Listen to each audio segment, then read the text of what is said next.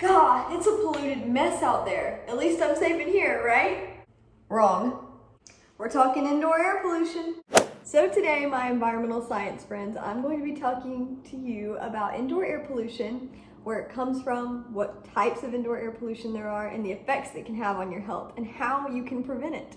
So there are a lot of different ways that indoor air pollutants can be classified in terms of their sources. You have some particulates, you have volatile organic compounds mixed in there. There are some that are from human-made sources, natural sources, and then there are some that come from combustion. So that's a lot to unpack, but I'm going to take you through a few examples of each of these things I just mentioned, and yeah, let's get to it.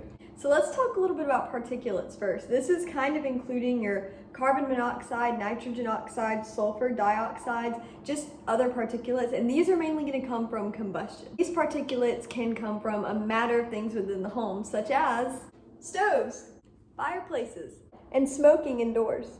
Without proper ventilation, these particulates can get trapped in the home very easily and can cause irritation to the eye, nose, and throat, and overall respiratory system.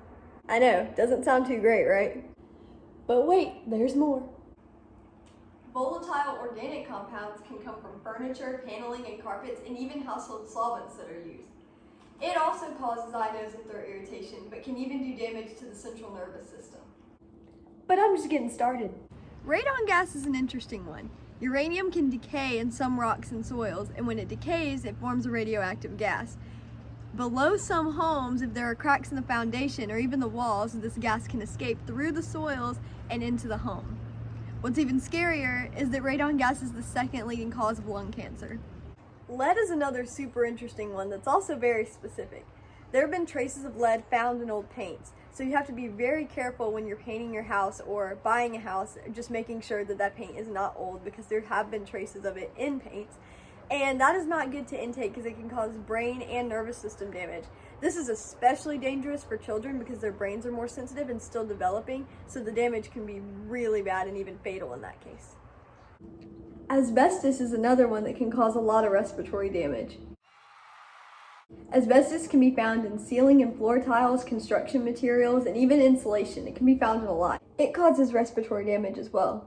Final and arguably most common one, or most known one, that I'm going to talk to you about is carbon monoxide. So we all know about carbon monoxide. It comes from many different things, a lot of gas products. So the biggest example of that would be car exhaust. You have to be especially careful about car exhaust if you're heating up your car, letting it warm up, especially in garages because it's trapped in there.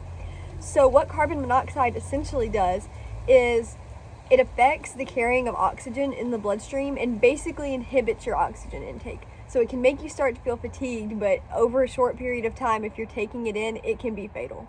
Okay, before you question ever stepping foot into another building again, let me tell you about the steps you can take to make sure any home or building is safe. You probably already are taking these steps, otherwise you wouldn't be living in your house every day. So most of the main prevention methods for any indoor air pollutant are kind of obvious. You want to make sure you have good ventilation in your house, air filters, all that jazz. For specific pollutants like radon, you can actually get your house checked for that. There are carbon monoxide detectors, which are a good investment so that you can be alarmed if there is carbon monoxide in your house or in any building and you can leave. It's always a good idea to dust and vacuum regularly so particulates aren't building up and affecting air quality. More specifically targeted towards lead, maybe just want to check and make sure that there are no old paints in your house. And again, talking about those particulates, it is probably a very good idea that you do not smoke indoors. So that's a little bit about indoor air pollution and indoor air pollutants, and I hope that you now know a little bit more about the examples and the effects and the sources of all that. I hope that you are having fun in apes. I'm sure y'all are doing a great job. Don't forget to give yourself a break every once in a while and take a deep breath if there's proper ventilation. All right, bye guys.